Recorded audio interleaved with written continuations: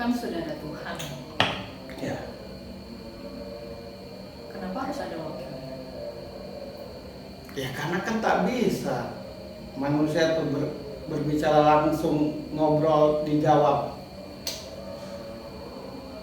Emang lo bisa bicara dengan presiden langsung? Makanya perlu wakil presiden. Kan gitu. Lo ngamuk-ngamuk, aku nih rakyat Indonesia, Jokowi. Aku perlu bicara sama engkau, karena aku rakyatmu. Iya, kata orang, tapi kapasitasmu tidak akan mampu untuk langsung ketemu presiden. Makanya ada perpanjangan tangan. Lucu kadang, mau cari Tuhan di mana? Nggak usah lah cari Tuhan ketinggian, ketemu Jokowi aja, ketemu presiden aja. Nggak mampu kita nih, nggak bisa. Apalagi yang makanya orang tuh suka ngimprov nggak jelas.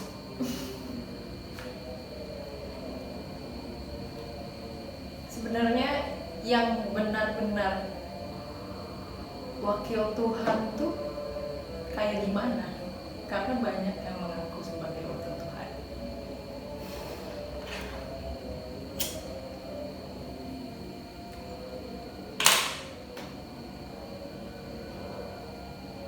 Aku tuh ngerti, tinggal bungkus bicaranya tuh ya.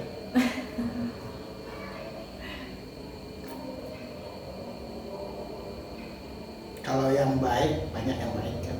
Banyak. Kalau yang sopan, banyak Banyak. yang sopan.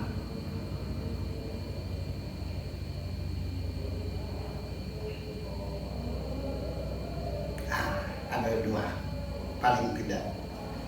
Pertama, setiap ucap dan tingkah lakunya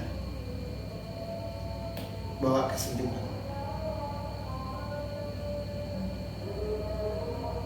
Yang kedua, sekasar apapun dia ngomong,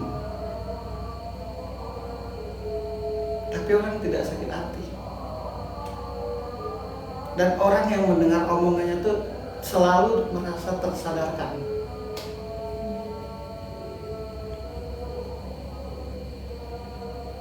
Yang ketiga, tak ada kebencian sedikit pun dari tiap kata-katanya. Jadi siapapun umatnya tuh diterima, sama agama ataupun beda, karena tujuannya mau memperbaiki akhlak. Jadi ketika ada satu ucapan aja bahwa ini salah, yang ini benar, agama itu salah, agama ini itu salah,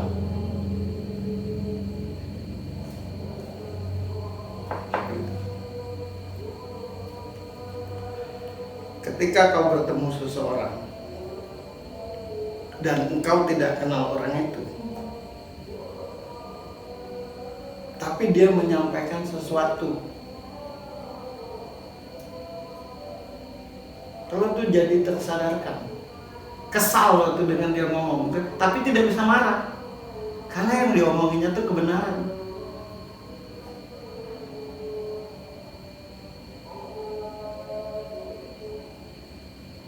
Kamu jahat, Gi,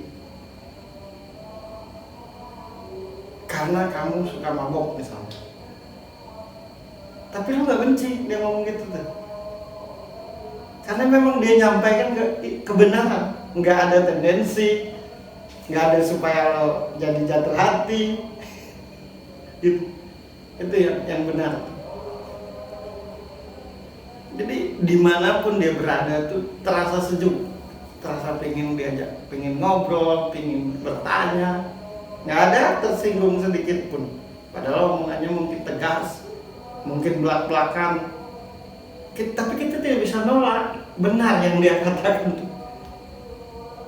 Paling merasa malu aja, gitu kan. Cuma iya ya, nah iya. Dan ucapnya itu tidak pernah menyalahkan orang lain.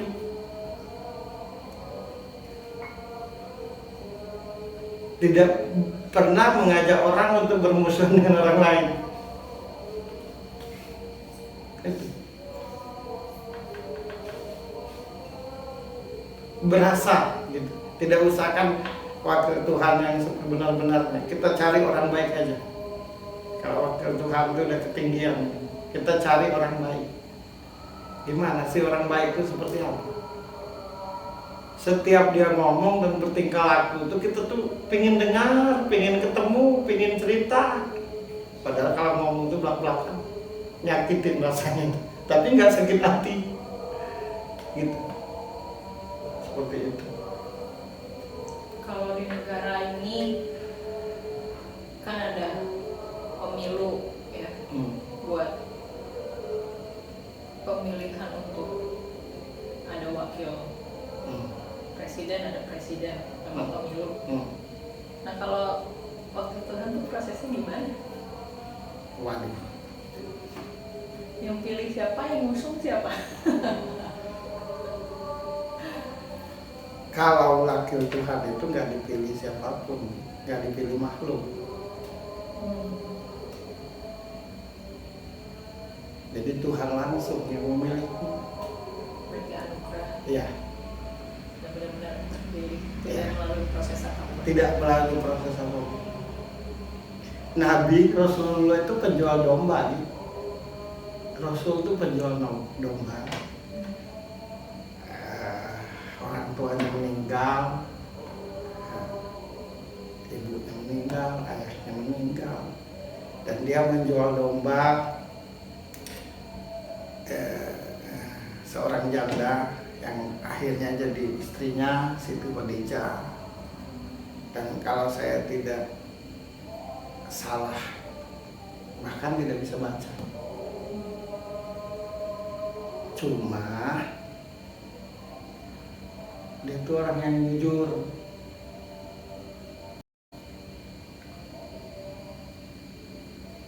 Dari setiap yang dia lakukan itu, dia tulus saja, ikhlas saja. Atas dasar itu, siapa pernah menyangka akhirnya dia jadi manusia termulia di muka bumi ini. Dasar pemilihannya itu ya karena akhlaknya tadi, karena dia tidak iri, tidak benci, tidak dengki. Karena manusia yang baik itu ketika 3 hal di dalam dirinya tidak ada: sombong, iri, dengki. Udah gitu aja.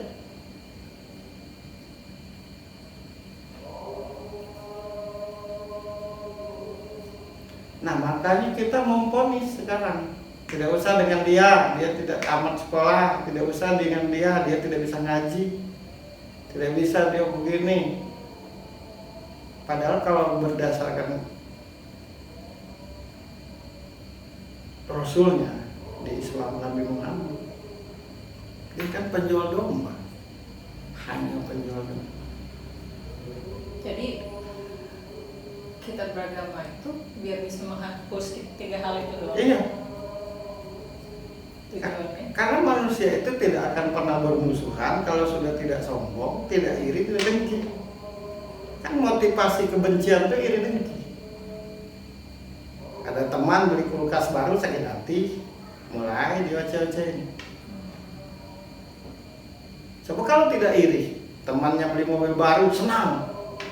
Senangnya kenapa? Biar aku bisa minjam. Ini enggak, jangan-jangan tapi sholat. Gak bisa minjam, terus tanya gimana caranya bisa. Iya. Gue juga pengen. Nah, jadi apa harus diperbaiki di diri tiap manusia. Di diri tiap orang itu ada sombong, ada rasa sombong, ada rasa iri dan dengki. Maka turunlah agama untuk menghapus ketiga hal itu. Dengan tidak sombong, dengan tidak iri dan dengki, pasti kita menjadi baik sesama kita. Nah, tapi kalau masih ada kebencian, masih mengusir, masih repot oleh urusan orang, berarti bisa dikatakan dia tuh tidak ngerti beragama. Walau dia beragama, karena tujuan beragama itu biar tidak sombong, iri dan dengki. Sudah. Ya. Kalau ke Tuhannya tuh biar ngerti cara berhubungan dengan Tuhan. Jadi beragama itu ada dua hal. Kalau ke antar sesama supaya jangan sombong, iri dan dengki. Kalau ke Tuhan tuh biar tahu cara menyembah, cara mengingat.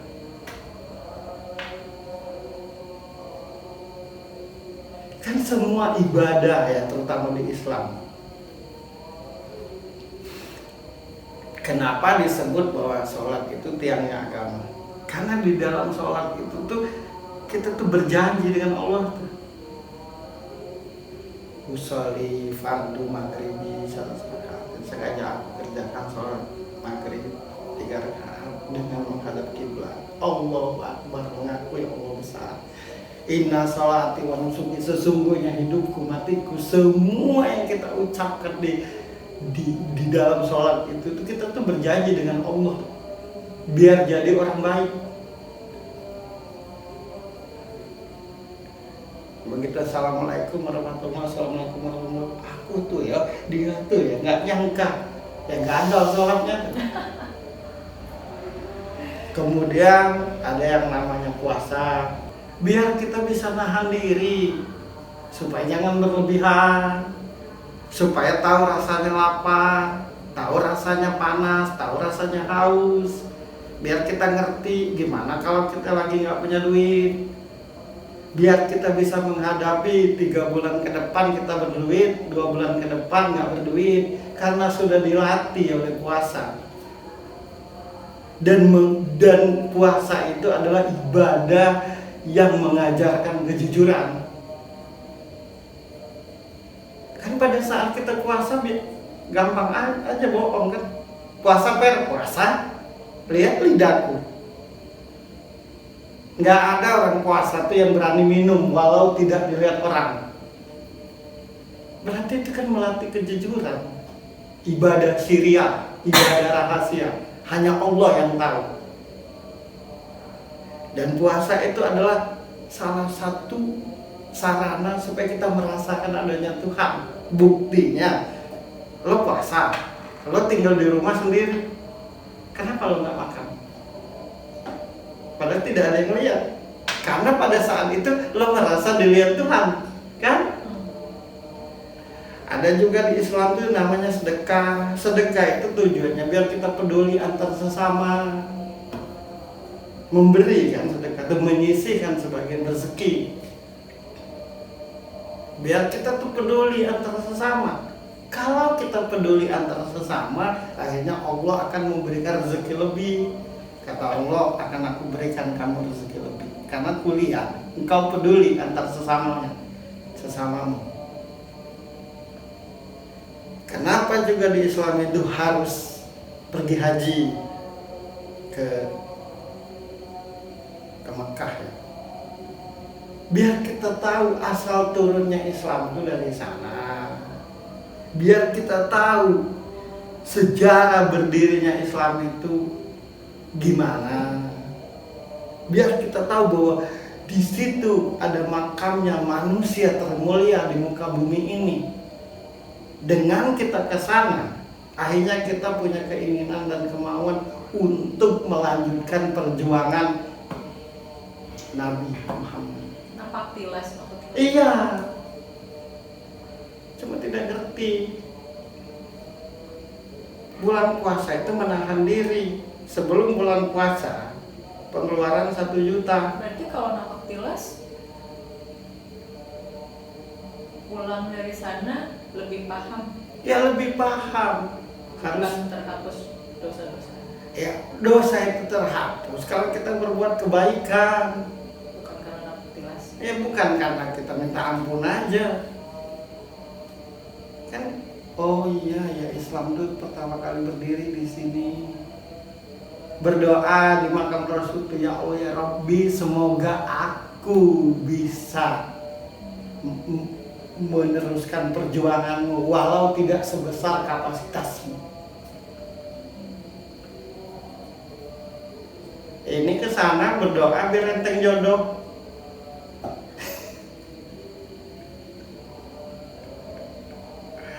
Kan kalau di Islam ya, syarat masuk Islam baca syahadat asyhadu alla ilaha illallah wa asyhadu anna muhammadar rasulullah. Saya bersaksi bahwa tiada Tuhan selain Allah, dan saya bersaksi bahwa Muhammad adalah utusan Allah. Sekali udah. Yang kedua, menjalankan sholat. Di samping untuk mengingat, kemudian berjanji dengan Allah tuh 5 waktu tuh, biar aku berjanji untuk jadi hamba yang baik. Setelah itu puasa. Karena banyak godaan, kadang-kadang aku ini tak kuat, makanya aku latih diriku untuk menahan diri dalam kurung puasa. Kan gitu. Kemudian sedekah tadi, memberi, supaya kita peduli. Dengan peduli Allah akan beri rezeki. Kasih biar dia duit rezeki. Hai malaikat, berikan rezeki ke Birgi. Karena kalau dia berduit, banyak orang tertolong. Kan gitu. Ini enggak, berilah rezeki biar lo kaya untuk dia.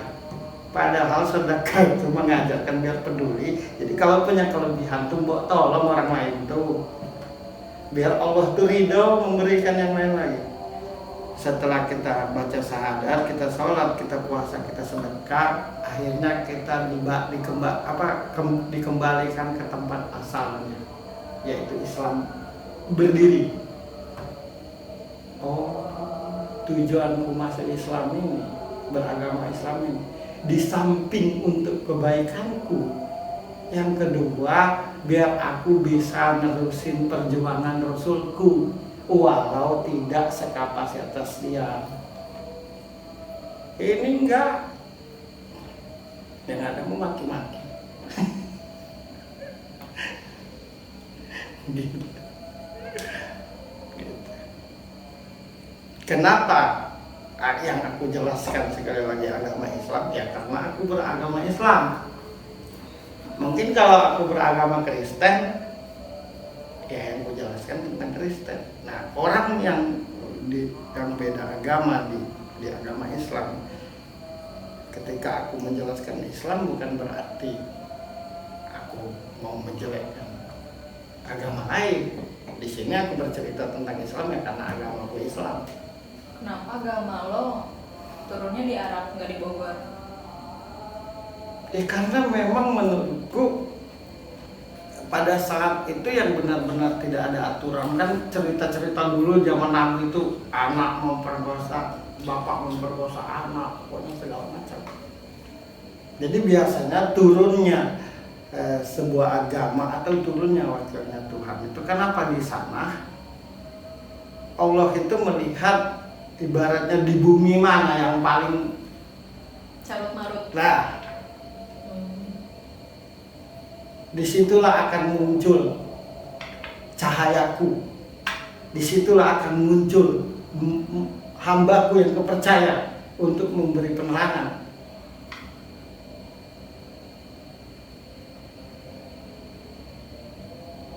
Ya karena budaya Arab seperti apa, daerah Arab seperti apa, ya pastilah cara hidupnya cara Arab. Nah, bagi pemeluk Islam ya tidak mesti harus jadi orang Arab. Gitu. Tidak mesti jadi orang Arab. Sekarang begini aja, dasarnya adalah